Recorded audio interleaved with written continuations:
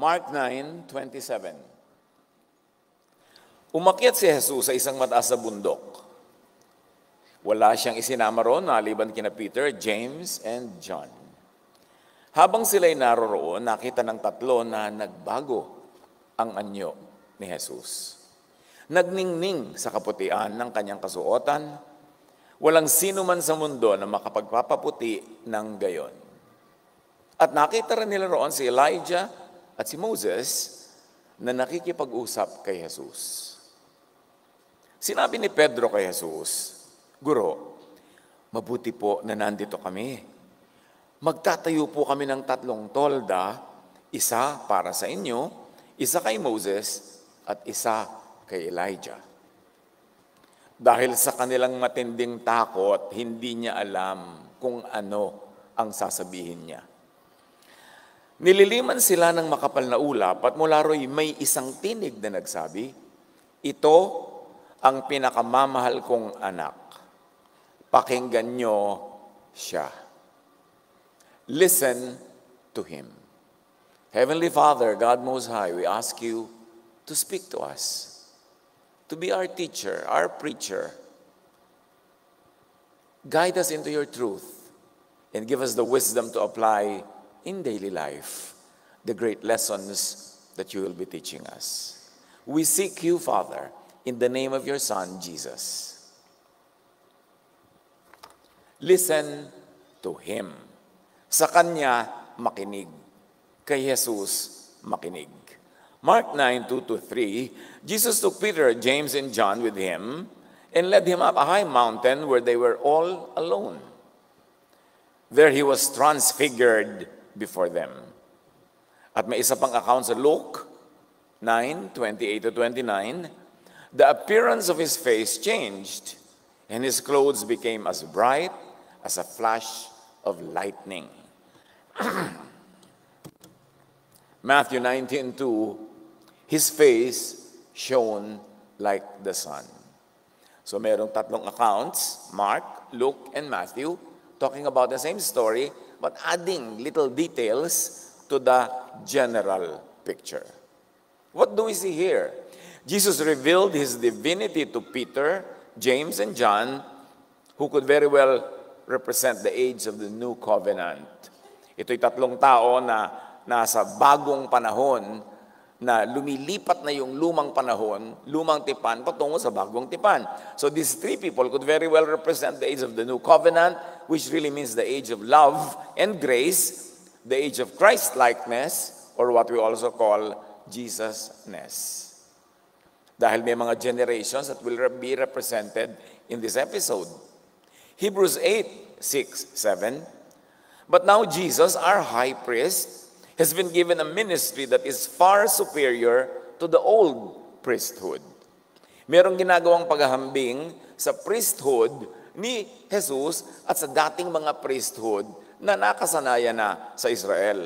At sinasabi, superior, higit na mataas ang priesthood ni Jesus kesa sa lahat ng nauna.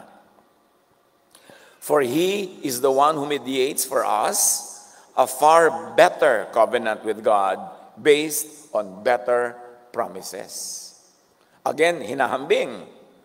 Mas mataas daw ang magiging tipan, ang magiging contract, ang usapan, ang kasunduan between man and God because of Jesus as thou the better priest that is interceding between God and man. If the first covenant had been faultless, there would have been no need for a second covenant to replace it. Nilinaw, kung sana ay perfect, kung wala sanang maraming kakulangan, yung naunang tipan, yung naunang kasunduan, hindi na sana kailangan pa na dumating si Jesus at magbigay at mag-mediate at manguna sa isang bagong kasunduan between God and man. Jesus is very clearly presented as high priest whose work is far superior from the old priesthood, that he mediates a far better covenant based on better promises, that Jesus replaces the first covenant with the second one. Dapat establish kasi sa mga mananampalataya naniniwala kay Jesus na hindi lahat ay tuloy lang tulad ng dati. May mga malalaking pagbabago na magaganap sa paraan ng pakikipag-ugnayan ng tao sa Diyos at ng Diyos sa tao. And this is mediated by this high priest whose priesthood is superior to everything else that Israel and the world had known. Na ang pagdating ni Jesus ay hindi lang pagtutuloy ng wala namang iibahin sa mga dating pamamaraan, kundi isang malaking pagkambyo para sa isang higher relationship between God and man.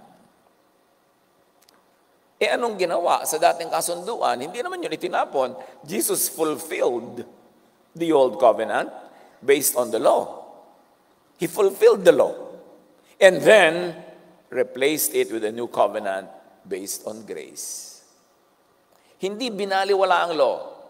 Sinatisfy ni Jesus ang law. Lahat ng hinihingi ng law na sacrifice, lahat ng hinihingi na judgment, na mga kung ano-anong requirement, kanyang tinupad sa kanyang sariling katawan in behalf of all of us.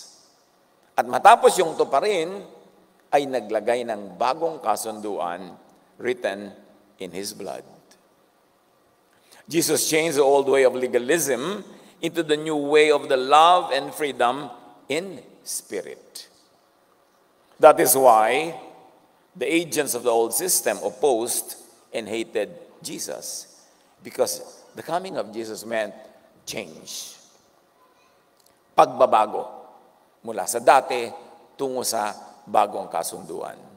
2 Corinthians 3:6, He has enabled us to be ministers of His new covenant. This is a covenant not of written laws, but of the Spirit. Lagi at lagi tayong babalik sa word na law, and then spirit, or law, and then grace, or law, judgment, and then love. Dahil yun naman talaga ang ginawa ni Jesus nang siya ay dumating. Tayo daw ay binigyan ng kakayanan na maging mga tagapaglingkod, mga ministro ng isang bagong kasunduan with God. At hindi daw ito kasunduan na nakabase sa mga written laws na nakasanayan na nila, kundi ito nakabase sa Spirit. At alam natin na noong Acts chapter 2, sa tinatawag na Feast of Pentecost, dumating ang Espiritong ipinangako ni Jesus at ang mga babae, lalaki, matanda, bata ay nagsabi ng mga katotohanan at katuruan mula sa Diyos na bagong mga revelation na hindi nakakulong sa kanilang dating mga tradisyon at alam lamang. Because the age of Spirit had come.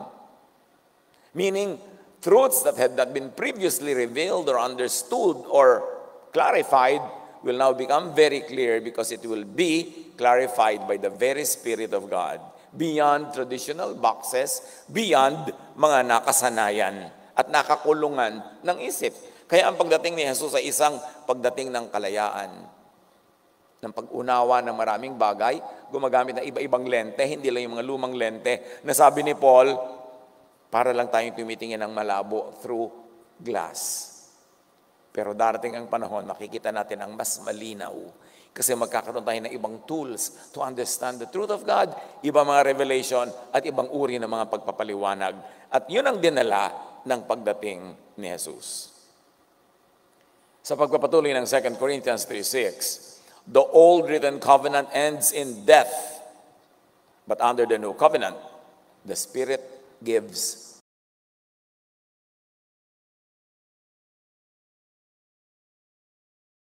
ang makakatupad sa lahat ng law all the time. Therefore, lahat ay mapaparusahan ng kamatayan.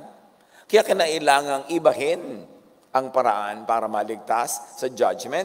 One, inako ni Jesus ang lahat ng judgment. Di doon palang ligtas na tayo. At number two, nagbigay siya ng bagong kasunduan based on grace and love. And therefore, because of God's love and because of the power of God's love, lahat ng mananalig ay maliligtas. Maging yung mga hindi kayang tumupad sa mga hinihingi ng law noong unang panahon. Ano ang application niyan, mga kapatid, sa ating church today? Which should have been the application from day one after Jesus came, or at the very latest after Pentecost? The Jesus Church is to be the kingdom of heaven on earth. Hindi mo kailangan po sumakabilang buhay para magkaroon ng kingdom of God. Sinabi na kasi ni Jesus, the kingdom of God is in you. The kingdom of God is near. Sabi niya nung nagsisimula siya magturo. And true enough, ginawa na niyang available yung kingdom of God na yon. So the church of Jesus is to be the kingdom of heaven on earth. It is to be a haven of grace and love, of rest and peace, of freedom and growth in the Spirit into Jesus likeness, or if you like, into Christ likeness. Dapat yun ang nagaganap sa church ng Panginoon. Ang nagahari ay yung grasya, hindi law. Ang tao ay napapahinga, nagkakaroon ng kapayapaan, hindi lalong nasusuong sa napakaraming takot, sa napakaraming pagkukubli, pagkukunwari, dahil lagi siyang mahuhusgahan. But of course, we always like to emphasize that this haven of grace and peace and love is not a haven of licentiousness. Hindi ibig sabihin na pag umiral na ang pag-ibig ni Jesus ay wala nang kahit ano na lang pwede. Kasi meron siya mga binigay na pamantayan kung ano ang mga tuloy sa mga commandments at ano ang yung malaya ka na to interpret it and apply it in a more liberating way. Meanwhile, may dalawang karakter na lumabas sa kwento, Elijah and Moses. So Elijah and Moses, who could very well represent the law and the prophets, the passing age of the old covenant, na sinabi sa ating kanina pa na dumating na si Jesus para palitan yon. Elijah and Moses were also called to the scene. Present din sila to hear the forthcoming declaration of the Father, the Most High. And very importantly, to be seen by Peter, James, and John as also hearing the Father's declaration. Up until then, lahat ng authority ng teaching nila, well, nearly all, had to come from the mouth of Moses or the prophets. But now, may makikita itong mga apostles na ito, itong mga disciples who represent the new period of grace and love, makikita nila na si Elijah man at si Moses, representing the law and the prophets, were listeners to the message of the Father in heaven. Na sila man ay sinabihan, tinuruan, hindi lang yung nakasanayan na sila ang nagtuturo at nagsasabi. And that's very important. The body language here is very important. Because the Father would speak not only to the three apostles of Jesus, but also to Elijah and Moses, who represented the old system. At makikita yan ng tatlong yon na si Moses man at si Elijah ay audience, nakinig, tinuruan ng Ama. Elijah and Moses were also called to the scene for the law and the prophets to be eventually understood and applied by the disciples from the context of this game-changing revelation. Game changer ang nangyari dito sa bundok na ito. Nang si Jesus ay nagliwanag ng higit pa sa liwanag ng mga kidlat at mga bituin, at ang mukha niya ay nagliwanag na parang araw, isa yung patunay na ang nagaganap ay talagang kalooban ng Ama sa langit at napakahalagang intindihin ang mensahe nito. Hindi lang ito display of a miracle, hindi lang display of glory, may mensahe ito. At isa dyan, pare-pareho lang silang lahat na nasabihan ng Ama. Mark 9, 5-6. Peter said to Jesus, Rabbi, it is good for us to be here. Let us put up 3 shelters, one for you, one for Moses, and one for Elijah. Ba't niya nasabi yun? He did not know what to say. Sabi ng scripture, they were so frightened. Walang president sa kanilang buhay ang naganap na ito, na nandun si Jesus, nagbago ang anyo, nandun ang tinig ng Ama, tapos nandun pa si Moses at Elijah, walang naunang ganong karanasan na naghanda sa kanila. Kaya litong-lito si Pedro at mema lang siya. Sabi niya, naku, buti na lang po na dito kami. Igagawa namin kayong 3 ng monumento, ng memorial, ng marker. in confusion, Peter mistakenly placed Moses and Elijah on equal footing with Jesus. He missed the visual message na si Jesus lang ang nagliwanag, mukha lang niya ang nagliwanag, hindi naman si Moses and Elijah, therefore hindi sila equal. Sa kalituhan kung ano-ano ang nasabi. Kaya tayo mga kapatid, pag nalilito, mabuti pa, manahimik. Kaya sa kung ano-anong masabi mo, manahimik ka na lang. But the visual cue on Jesus' unique glory was clear. Only Jesus was clothed with heavenly light. Only Jesus' face shone like the sun. Jesus was obviously in a class by himself. Above the other two, Moses and Elijah, and above the other three, yung tatlong disciples. Mark 9:7, sa pagpapatuloy, then a cloud appeared. Nasabi sa Matthew 17:5, a bright cloud. Dinagdagan pa ng adjective. A bright cloud appeared and covered them, and a voice came from the cloud. This, referring to Jesus, not Moses nor Elijah, this is my son whom I love. Listen to him. Nilinaw agad, itong si Jesus na ito na nagliliwanag, siya ang anak ko, hindi yung iba dito.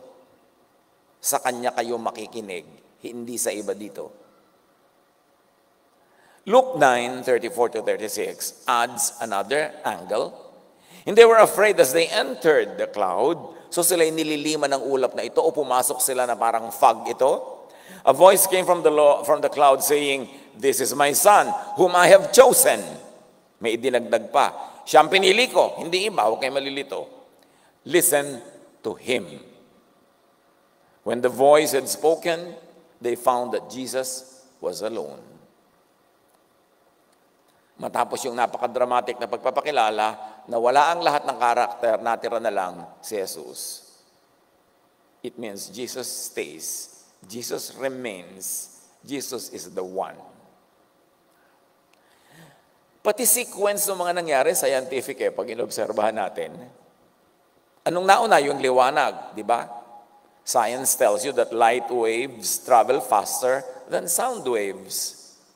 Kaya pag kumikidlat, nauuna muna ang, di ba, kulog. Ang kidlat pala, di ba? Nauna yung kidlat sa visual, then followed by the kulog or the audio. Nauna muna yung liwanag, then yung voice. Parang pagka may bagyo, nauuna muna yung kidlat, nakita mo mamaya, kukulog na yan, kasunod yung kulog. Kasi mas mabilis mag-travel yung light waves. The voice of the Father, the Most High, revealed Jesus' identity to Peter, James, and John. And very functionally and importantly, the voice of the Father, the Most High, established to Elijah and Moses Jesus' identity and ministry. Nilinaw maging kay Moses at kay Elijah kung sino si Jesus vis-a-vis them, in relation to them. The voice established Jesusness above Mosesness and prophetness. Kaya tayo naman dito, walang tigil ang ka-Jesusness hanggang talagang malubos na maunawa at pumasok sa ating diwa. That Jesusness is above Mosesness and prophetness. That all the teachings of the law and the prophets have to be verified and filtered through the teachings of Jesus. Matthew 5:17. Don't misunderstand why I have come.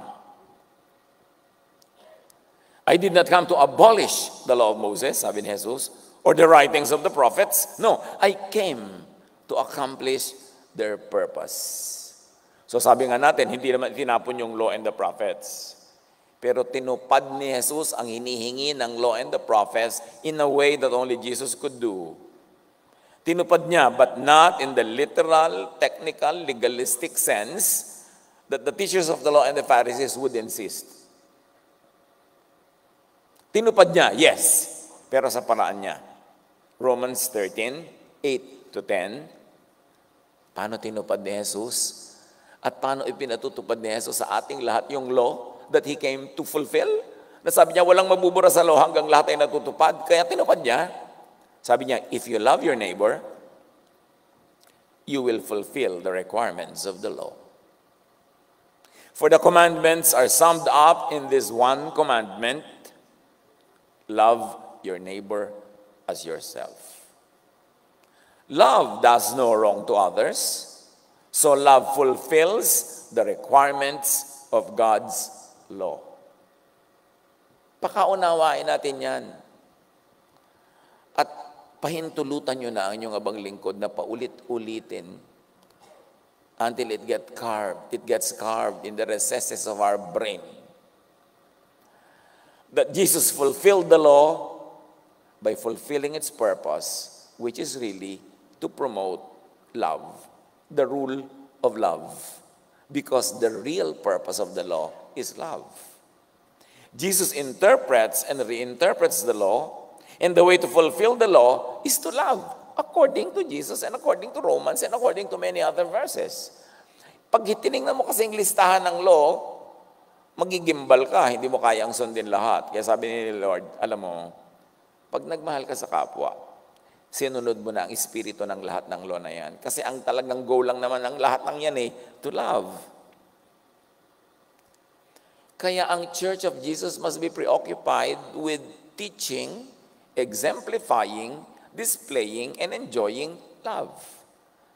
At bakit nawawala yung love? Kasi we are so fixated on the legalism of the law, on the letters of the law, on the requirements of the law, to the point that to implement it, we become unloving. Therefore, we defeat the purpose, the essence, the spirit, the higher purpose of the law.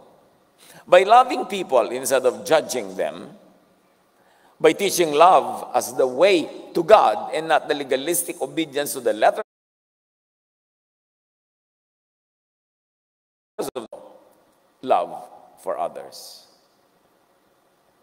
Matthew 22:37-40, Jesus replied, "You must love the Lord your God and love your neighbor as yourself." The entire law and all the demands of the prophets are based on these two commandments. Love God and love others. Hinahangad ko na dumating na sa lalong madaling panahon na titigilan natin tong kauusal ng love, ng law, ng ganyan, ng ganon, kasi naging malinaw na. And when that happens, we can move forward to the application of love na. Yung parang tama na yung kaaralan theory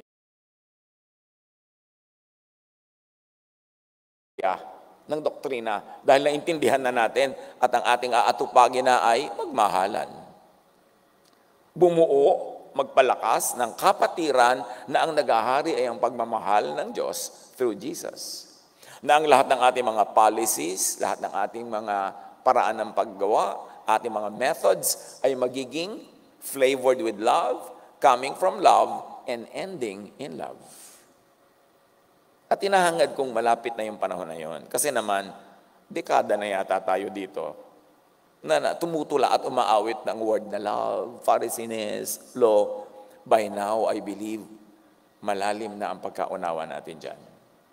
At pwede na tayo mag-proceed, kumambyo to the next level, which is actual loving each other. Actual na pagmamahalan at pamumuhay na may kapayapaan, katahimikan,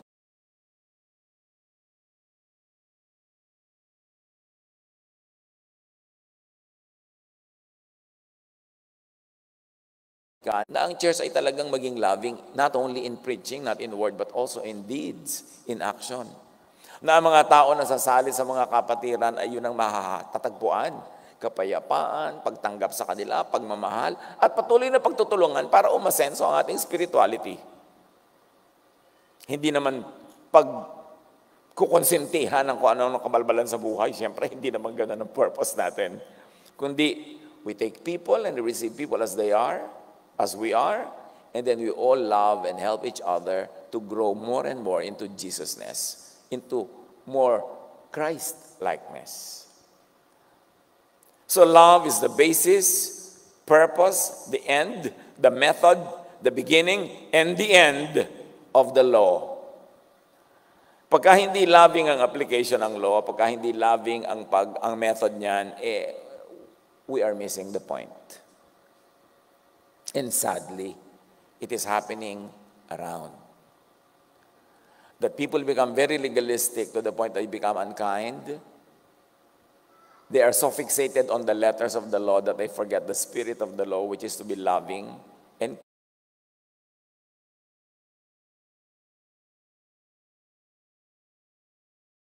praise, love. Jesus has accomplished what legalistic Mosesness and prophetness could not do. And that is to save people from judgment and from death by the law. Now, how to be saved from judgment by the law? Dalawa lang naman yan eh.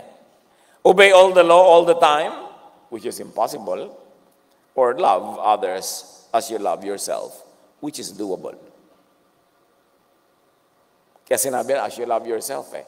Pag sinabi na, impossible po to love, do you love yourself? O syempre, di yun lang. Love others as you love yourself. Di magagawa mo yan. Back to the story. In this dramatic episode, the voice of the Father, the Most High, stressed his love for Jesus. Commanded everyone present to listen to and to obey Jesus and to be under Jesus' authority. Lahat sila na nandun ay tinuruan, inutusan na kay Jesus makinig. Ephesians 1:21-22.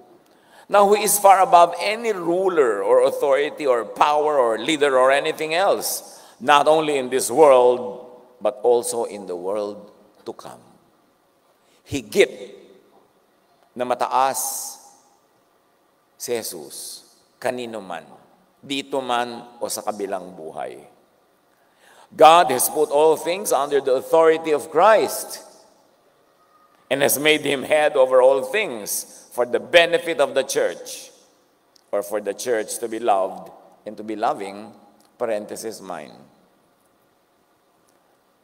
That's why we don't apologize for teaching Jesusness, for promoting it, and for practicing it. Because God has put all things under the authority of Jesus. The Jesus Church must listen to and obey Jesus above all other teachers. Dapat walang pagdadalawang loob, walang pagkakahati ng loob, kung kaninong tinig ang pakikinggan, kung sakaling may dalawang tinig na nagtutunggali at naglalaban at nagbabanggaan, wala dapat kailangang pagkalito, makinig sa tinig ni Jesus. The Jesus Church must make the teachings and examples of Jesus the standard, reference, basis by which all spiritual and religious teachings are to be measured, filtered, interpreted, and applied. Mark 9:7, sa pagtutuloy ng kwento. This is my son, the one, not the two, the three, the one I love. Obey him. That's what the Father said. In other words, Peter, present. James, present po. John, present. And Moses and Elijah, present din sila. Lahat kayo. This is my son Jesus, the one I love. Hear him. With this one episode, the Father very clearly placed the law and the prophets under the grace and love of Jesus. Wala dapat pagkalito. Listen to him above anyone else. Obey him above everyone else. Precisely what the Jesus Church is to practice and to model today. To teach and promote the Jesus kind of love. Sadly, this is not always happening. Kasi madalas nangingibabaw yung law kaysa sa grace. Madalas nangingibabaw yung Moses and the prophets about Jesus, the one that the Father loves. And the one that the Father said, sa kanya kayo makinig. Kaya dapat nating suriin ang lahat ng mga policies, ang lahat ng mga pamamaraan, methods ng Christian Church. Kasi naiiwanan si Jesus as Lord above all. Why Jesus and Jesus as above all? Because Jesus comes straight from heaven, from the Father. Another truth that we must appreciate more deeply. John 3:13, no one has ever gone to heaven and returned, but the Son of Man has come down from heaven. In other words, not via any detour or any other route, not from any other origin, but Jesus comes straight from the Father in heaven. Hindi dumaan, hindi nakiraan, kung saan-saan at kung kani-kanino. John 6:38, I have come down from heaven to do the will of God who sent me. Malinaw kung sino ang sinusunod ni Jesus. The Father, the God Most High, in heaven, who sent Him directly to us. Kaya hindi dapat i-define si Jesus through pre-Jesus measures or standards or anything, especially those that do not conform with the truth about Him that He revealed in the flesh. John 17:8, for I have passed on to them, sabi ni Jesus sa Ama, the message that you, Father, gave me. They accepted it. And I know that I came from you. And very importantly, they believe you sent me. Kailangang maniwala na ang Ama mismo ang nagpadala kay Jesus para piliin si Jesus na pakinggan kung merong mga magkakalaban na ideya at lumalaban sa ideya ni Jesus. Kailangang maunawa at tanggapin na si Jesus ay padala directly ng Ama para kung may pinapaliwanag at itinuturo si Jesus na salungat sa nakaugalian at nakasanayan ay kay Jesus makinig. Bakit? Kasi siya ay galing directly from God. In other words, ang teaching niya ang pinaka-pure. Kesa sa napakaraming mga teaching na dumaan na sa maraming panahon, nasala, na flavoran, na interpret, na reinterpret, kumisay na misinterpret ng generations and generations. Kaya dapat fresh revelation directly from God, coming from Jesus, yun ang mangibabaw. Believing that Jesus came straight from heaven, from the Most High, is all important. And this is not always appreciated by the so-called Jesus believers. Pag ito naunawa, it will define faithfulness to His message. Doon pa lang tayo magiging matapat, faithful sa mensahe mismo ni Jesus, pag naunawa na natin na diretso galing siya sa Ama. Now, why Jesus? Why Jesus-ness above all? Bakit wala tayong tigil ng kapipilit nito? Because Jesus is the bread from heaven. John 6:32 and 51. Jesus said to them, very truly I tell you, it is not Moses who has given you the bread from heaven. Now this is a deconstruction because everyone thought and believed that it was Moses who gave them the bread from heaven in the desert. Sabi ni Jesus, no, let me correct something here. It is not Moses who gave you the bread from heaven, but it is my Father who gives you the true bread from heaven, which is me. And it is a reconstruction. Maraming dineconstruct si Jesus, tapos na-reconstruct niya. Kaya alam mong hindi tuloy lang ang lahat as is. John 6:48 to 50, yes, I am the bread of life. Anyone who eats the bread from heaven, however, will never die. Ang lalim na naman ito. Kasi kaaaral natin ng Bible, sobra tayong nasanay na nadidinig ang mga verses na pasok sa isang tenga, labas sa kabila. Parang hindi na natin napaprocess, automatic na lang. We think we understand it already, and then try to apply it the way we thought we understood it. That's why we miss many points. Approach every verse from a fresh perspective, from a new way to look at it. What does it mean that Jesus is the bread from heaven, and when you eat Him, you will never die? Siyempre, hindi naman cannibalism ang tinuturo dyan. Hindi mo literal kakainin si Jesus. Symbolic yon, talinghaga. But what does it mean to eat Jesus? It could only mean to absorb, to understand, to digest, to ingest, and to live by the Spirit, the teachings of Jesus. That Jesus lives in you. Pag kinain mo siya, He lives in you. Di ba? Ganyan yun. So pag kinain mo yung salita niya, He lives in you. In other words, your life is now a walking example of the life of Jesus. That your words are the words of Jesus. Ang pananaw mo, ang values mo, ang pakikipagkapwa mo ay paraan ni Jesus. Therefore, Jesus lives in you. And if Jesus lives in you, natural, you will never die. Natural, you will have eternal life because Jesus is eternal. So how do you become eternal? By internalizing the essence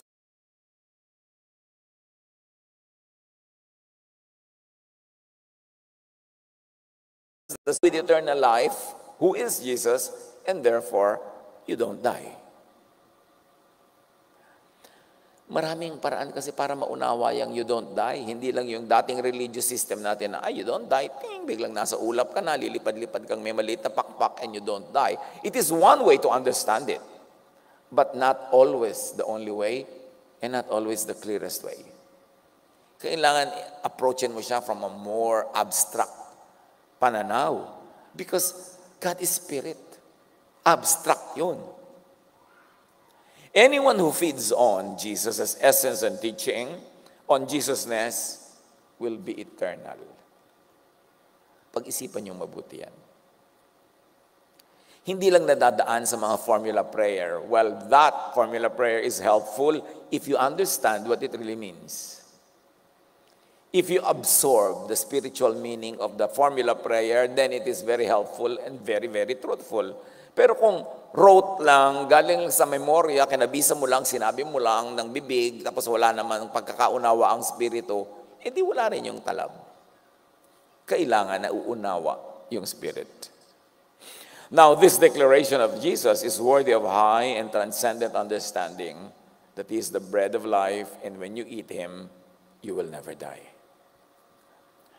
Jesus is the invisible divinity made visible. Jesus is the Word made flesh. Sabi nga ng John 1:1 and 14. Jesus is the Word made food for the Spirit. John 1:18, no one has ever seen God but the unique one who is Jesus. Intindihin niyo ito mga kapatid. No one has seen God. Sabi ng John 1:18. Ano ang ibig sabihin niyan? That no one has seen God except Jesus. Therefore, Jesus is the only one who can make God seen. Kung si Jesus lang ang nakakita sa Ama, siya lang ang pwedeng magpakita sa Ama sa ibang mga taong tulad natin. Yun lang tunay na nakakita ang pwedeng magpakita. Only those who really know can make God known. No one has ever seen God, but the unique one, who is Himself God, is near to the Father's heart. He has revealed God to us. Huwag na tayo maghanap ng ibang revelation, at kung meron man, salain sa revelation ni Jesus, kung tugma, kasi si Jesus lamang ang nakakita sa Ama at siya lang ang pwede magpakilala ng buong linaw. Therefore, lahat ng pagkakakilala natin sa Ama ay dapat sukatin at salain sa pagpapakilala ni Jesus. He, not anyone else, has revealed God to us like no one else did and like no one else could. Except for Jesus, no one has ever seen God, as we have read in John. No one can ever make God seen and visible, audible and understandable as clearly, as faithfully, as truthfully as Jesus does. The invisible God, the Father, is made visible and seen through Jesus. And because Jesus is not always readily visible, therefore seen through His love. Pwede sigurong masabi that love is Jesus' avatar.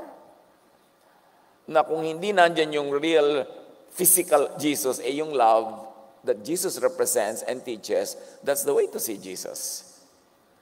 Kaya di ba sabi natin, nakikita ko ang mukha ng Panginoon sa ginagawa mo sa akin. Kasi ang bait-bait mo, very loving ka, therefore through you, I see Jesus. And that is the way to make Jesus known, through love. Hindi ka naman inaasahan maglakad sa tubig, o magliwanag na parang araw, o magpahimala. Pero yung umiibig ka, kumikilos, umaandar ang katuruan ni Jesus at Espiritu ni Jesus sa iyo, na ipapakita mo, na ipapakilala mo si Jesus. Ganun kahalaga yung pag-ibig. The acts of love makes the invisible spirit of love visible. Ganun kahalaga yung ideya ng pagmamahalan. John 14:7, if you really know me, you will know my Father as well. From now on, you do not know him, you do know him, and have seen him. May nagsabi sa kanya kasi, ipakita niyo po sa amin ang Ama at masisiyahan na kami. Yan, tagal-tagal niyo na akong kasama, nagsasabi ka pa ng ganyan. Pag nakita niyo ako, nakita niyo ng Ama. Because Jesus is the exact representation of the Father. Ganun ka-exact, kalinaw ang presentation at representation ni Jesus sa Ama. So, know and see the Father through Jesus and through the love of Jesus. Magpipreach ka tungkol kay Jesus, napaka-eloquent kung ikay mapagmahal, maibigin, kahit wala ka pang sabihin ng bibig mo, na i-preach mo si Jesus. Nalampasan mo yung limitation ng words, nadala mo sa essence, by your acts, by your spirit, by your love. Of course, mahalaga yung verbal preaching. Pero mamalat ka man, kapipreach sa mga salita, kung wala kang acts of love, you gain nothing. Sabi nga ni Paul, wala kang na-accomplish. Napakarami ang gagaling magturo, very eloquent mag-preach, pero nasan yung love? Hindi loving. Magagalitin pa nga, hateful, self-righteous, self-promoting, feeling holier than others. Kahit gaano ka-eloquent yung preaching mo by words, nababaliwala dahil kung walang love. John 14:6, Jesus answered, I am the way and the truth and the life. No one comes to the Father except through me or except through the way of love and grace. Because the way of Jesus is love. So, pag loving ka, actually, dumadaan ka through Jesus going to the Father. No one sees the Father as clearly as through me, as through love, as through grace, if we could rephrase what Jesus was saying. 1 Corinthians 13:12, now we see things imperfectly, like puzzling reflections in a mirror. But then we'll see everything with perfect clarity. You see, kaya sinasabi nating mahalaga that Jesus came directly from the Father, kasi sabi ni Paul, lahat naman ng nalaman natin, nakita tungkol sa Diyos, para lang tayong nanganganinag through puzzling glass. Para lang tayong tumitingin through malabo at maraming nakakalitong mga guhit-guhit through glass. Pasabi niya, pero pag dumating yung perfect, ipapakilala niya perfectly ang ating Panginoon. Kaya mahalaga to know God through Jesus. Kasi ang pagpapakilala ni Jesus yung clear. So far, ang alam pa lang nila Paul, dahil sa kanilang mga kaugalian at history, ay yung malabo through the mirror of their traditions, of their teachings, and of their beliefs. But Jesus comes to make it clear. Kaya dito sa kwento, nagliwanag yung mukha niya. Walang kadiliman, walang anino, walang pagkalito. Why Jesus? Or Jesus as above all? Because Jesus brings the truth, the love of the Father. John 1:17, for the law was given through Moses. Ayan, binagita naman si Moses. But, merong malaking but. God's unfailing love and faithfulness came through Jesus. Yes, may ibinigay namang mahalaga kay Moses, yung law. Pero sabi nga sa New Testament, yung law ay parang caregiver lang natin until dumating yung tunay na doktor, si Jesus. At nung dumating na siya, siya na ang mangingibabaw, siya na ang mag-ahari.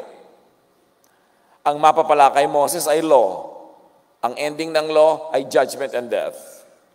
Ang matatanggap mula kay Jesus ay love. Bakit ayaw ng iba ng love?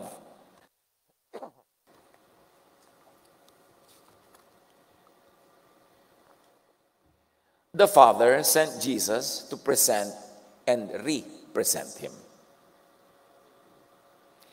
Pinakakaulit-ulit lang natin, at tulad ng sinabi ko, inaasahan kong hindi na natin kailangan gawin ito in the immediate future dahil established na, dahil malinaw na. John 5:36, but I have greater witness than John, my teachings and my miracles. The Father gave me these works to accomplish, and they prove that He sent me. Ang mga Jews kasi mahilig maghanap sa kanilang tradisyon ng validation for anything that they see, lalo kung parang bago o parang kakaiba. Pero hindi nag-appeal si Jesus sa tradisyon ng mga Jew to validate Him. Hindi siya nag-appeal sa kanilang mga nakasanayan na dating mga kaalaman. Sabi niya, ang teachings ko mismo at ang kakambal na mga himala ang magpapatotoo kung sino ako. Doon siya kumuha ng validation, hindi sa tradition ng mga Jew. It is Jesus' teachings and works and miracles that validate Him, not some tradition, not some other reference. That must be clear. Jesus is a stand-alone teaching. Hindi niya kailangang umasa, sumandal, humanap ng validation sa iba. Siya, ang teaching niya mismo na galing sa Ama, at ang himala nakakambal nun ang nagpapatotoo na ang mensahe niya ay tapat, tunay, at totoo.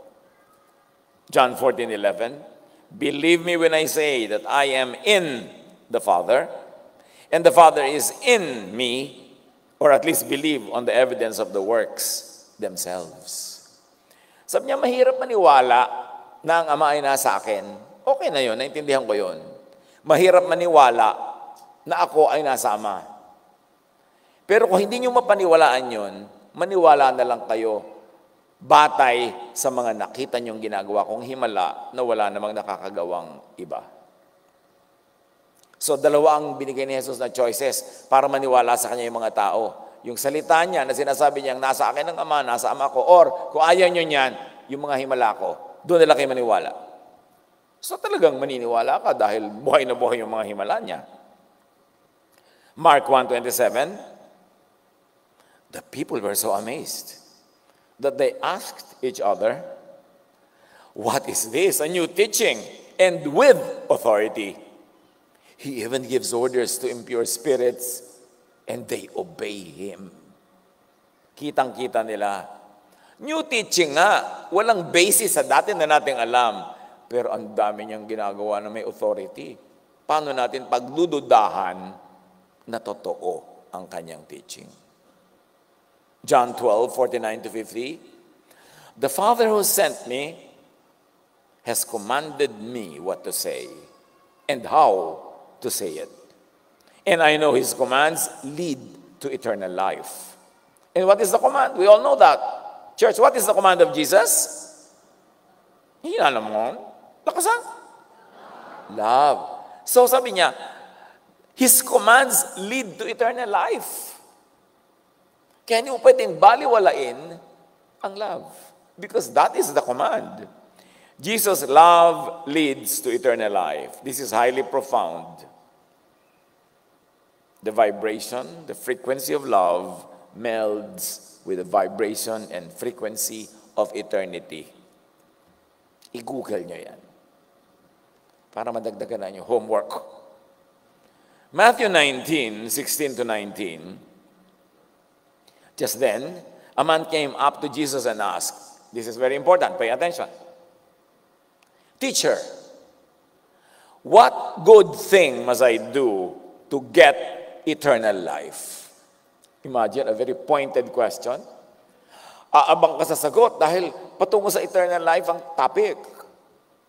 Sabi ni Jesus, if you want to enter life, keep the commandments. So sabi, kita nyo na, law talaga walaga. Yan ang bigla mong tingin kasi keep the commandments. Nagtanong tong tao, which ones he inquired. Ang galing na tanong. Alam niyo, ang tunay na magaling sa tanong, hindi sa sagot. Ang sagot pwede magaling. Pero yung tanong ang nagde-determine kasi kung anong pag-uusapan eh. Kaya nang mas mahalaga yung tanong. Kahit thesis, yung tanong. Kahit magpi-PhD ka, ang tanong muna, anong dissertation mo? Ano yung tanong na gusto mong masagot sa iyong pag-aaral? Kasi yung tanong ang magli-lead kung saan tayo pupunta. Sabi niya, which ones? Alin or alin-alin sa mga commandment ang patungo sa eternal life. Kasi ang daming commandments, pakilinaw, alin? Jesus replied, alin ba ka mo? Sabi niya, you shall not murder. You shall not commit adultery. Magbilang kayo. You shall not steal. You shall not give false testimony. You shall honor your father and mother and love your neighbor as yourself. Which ones? Yan ang sinabi ni Jesus, which ones? The ones on loving others. Romans 13, 8 to 10. If you love your neighbor, you will fulfill the requirements of the law. Buti na lang, kasi mas madali naman mag-love kaysa sumunod sa lahat ng law. John 17:18, Jesus said to the Father, just as you sent me into the world, parenthesis mine, with a message of love, I am sending them, my disciples, into the world with the same message of or command to love. Matthew 28:18 to 20, at yan nga ang ginawa ni Jesus. Teaching them to obey everything I have commanded you. Yan ang turo ni Jesus sa Great Commission. Teach the people, teach the world what I commanded you, not what the others commanded, but what I commanded. And what was that command? John 13:34 to 35, a new command I give you, love one another. As I have loved you, so you must love one another. By this, by your love, everyone will know that you are my disciples if you love one another. So the true Jesus distinctive is love. Paano daw makikilala ang tunay na mananampalataya kung loving? Hindi kung eloquent ang kanyang mga doktrina, hindi kung ang ganito ang ginawa niyang ganyan, gano'n ang religious practice niya, ito ang hindi niya kinakain at kinakain. No, sabi niya, kung loving kayo, dun malalaman. Kung kayo ay tunay kong ang mga tagasunod. Christ is the invisible image, or the visible rather, image of the invisible God. Colossians 1:15. Invisible kasi ang Ama, but through Jesus, naging visible. Pag tiningnan mo Jesus, yun na ang makikita mo kung yung Ama mismo ang nagpakita. Hebrews 1:3, the Son radiates God's own glory and expresses the very character of God. So sa paghahanap mo sa Ama ni Jesus, sa kagustuhan mong higit siyang makilala, saan ka maghahanap ng reference para makilala kung sino ang Ama ni Jesus? E di titingnan mo yung character ni Jesus. Kasi yung character ni Jesus is the exact character of God, His Father, our Father. So naghahanap ka, titingnan mo yung character. More than any technical definition or verbal definition, character. Jesus believers must personify the very character of Jesus and the Father, not the character of the Pharisees. So suriin anong nagaganap sa maraming mga religious communities kung character ba ni Jesus at ng Father ang nangingibabaw o character ng Pharisees. Hindi naman mahirap malaman eh. Kaya dapat tayo ding nanunuri. 2 Corinthians 4:4, Satan, who is the God of this world, has blinded the minds of those who don't believe in love, in grace, parenthesis mine. They are unable to see the glorious light of the good news. They don't understand this message about the glory of Christ, who is the exact likeness of God. Gusto mong makilala ang God the Father, huwag ka nang lumayo. Tingnan mo na lang si Jesus because He is the exact likeness. Sino man ang papaniwalaan mong the Father of Jesus must be in the exact likeness of Jesus. Because the verses tell us that. Know the Father through and by the representation of Jesus. Make the invisible Father known by and through the visible image of Jesus. Luke 10:22.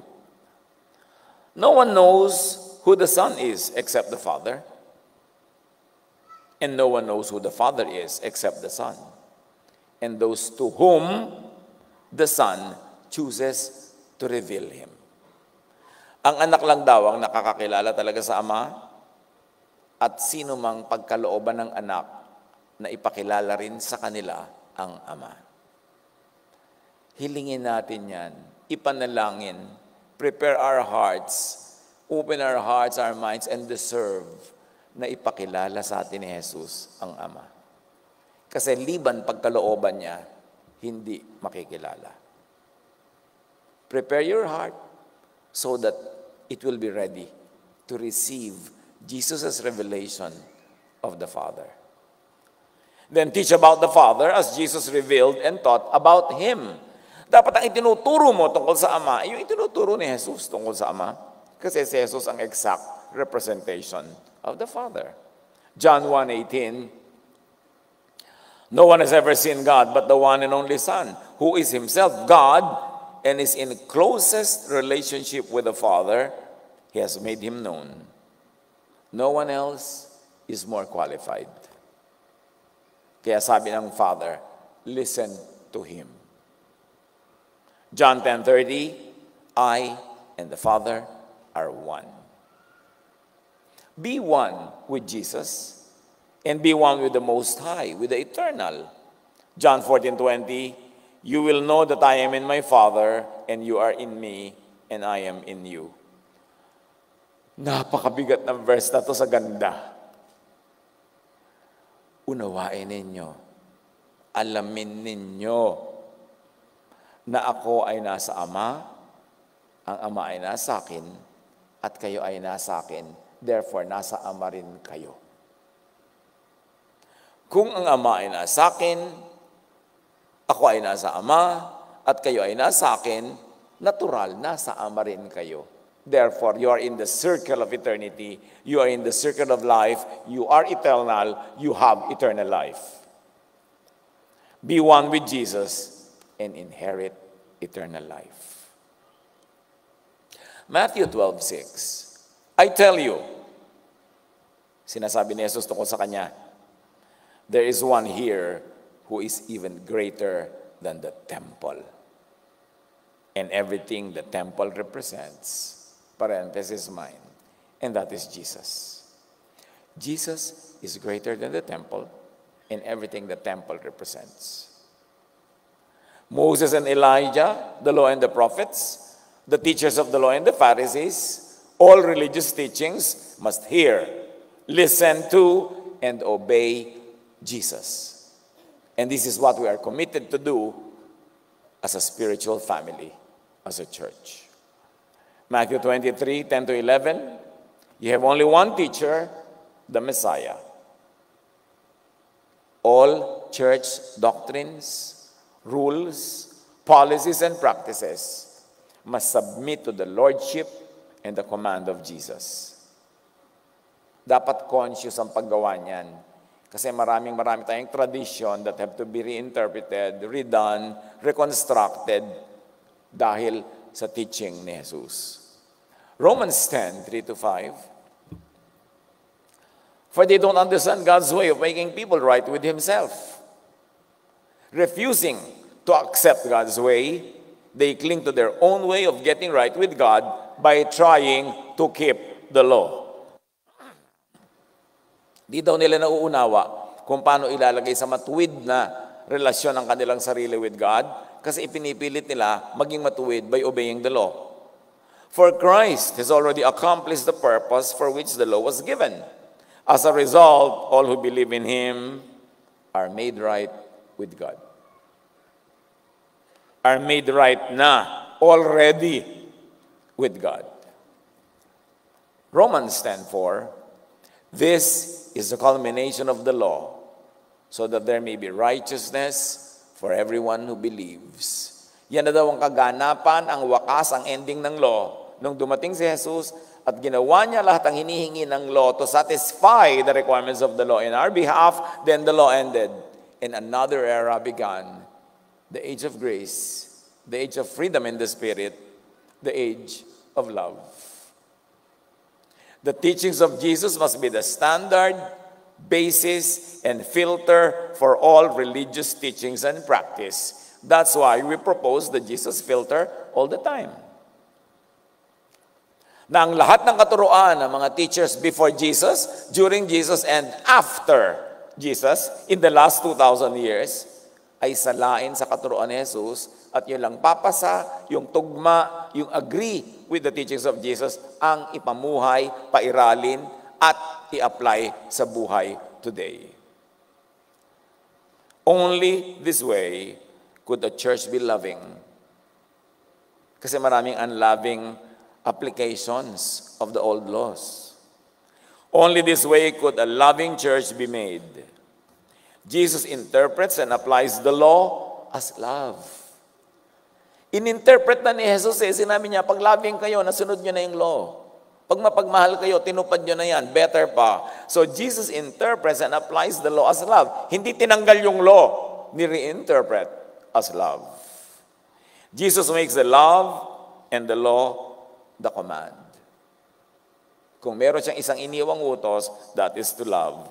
Kaya sinasabi natin, together, let us make a loving church. The Jesus Church, where the law is love. Yun ang pairalin, yun ang pangibabawin, maramdaman natin, tumalab sa kaibuturan ng ating mga laman at buto at dugo, ang pag-iibigan. Doon lang tayo matatahimik, matitiwasay, at doon lang natin mararamdaman ang kingdom of God here on earth. Very important. Very, very crucial. Matthew 15, 8-9. These people honor me with their lips, but their hearts are far from me. They worship me in vain. Their teachings are merely human rules. Ang dami-daming human rules na pumasok sa relihiyon at marami doon, binaliwala na ni Jesus, kinancel na niya. Pero marami pang sumingit after Jesus went back to the Father. Kaya kailangan tayo mag-filter all the time. And the test of that filter is love. Loving ba? Loving ba yung teaching? Loving ba yung method? Loving ba ang result? Dapat laging sinusukat. Matthew 7:24, anyone who listens to my teaching and follows it is wise. Like a person who builds a house on solid rock. Dapat ganun yung church. Built on solid rock. Hindi nagigiba, hindi nauuga, hindi natitigatig agad-agad. And that rock is love. Mga relasyon na tinatahi, binubuklod-buklod, sinesemento ng love, na hindi agad-agad nauuga sa mga tampuhan, mga galit-galitan, mga away-awayan, kasi cemented in love and by love. A house built on solid rock. John 8:51, very truly I tell you, whoever obeys my word will never see death. John 10:27, my sheep hear my voice, and I know them, and they follow me. Malalaman mo kung tupa ka ng Panginoong Jesus, kung ikaw ay likas, taos-pusong sumusunod sa kanyang katuruan at hindi sa katuruan ng iba. Yung hindi ka nahihirapang maunawa at intindihin at sundin siya kasi anak niya talaga. John 14:23, Jesus replied, anyone who loves me will obey my teaching. My teaching, hindi teaching ng iba. My Father will love them, and we will come to them and make our home with them. How beautiful. And all you do is to love and obey the teaching of Jesus. Then Jesus and the Father will make their home with you, in your heart, in your mind, in your life, the kingdom of God in you. Give us your kingdom. Thy kingdom come. And it can come when you love. Listen to Jesus. Listen for the voice of Jesus. Hear Jesus, and above all, make Him heard. Panginoon, turuan niyo po kami na unawain ang lahat ng napakagagandang katuruan ito na ang kung tutuusin ay napakasimple. Napairali namin ang pag-ibig, ang pag-iibigan, at ipailalim natin sa katuruan ni Jesus ang lahat ng ibang katuruan na maaring sumalungat sa kanyang pagtuturo ng pag-ibig. Pagbulay-bulayan natin sumandali sa katahimikan ang personal na kahulugan nito sa ating mga buhay.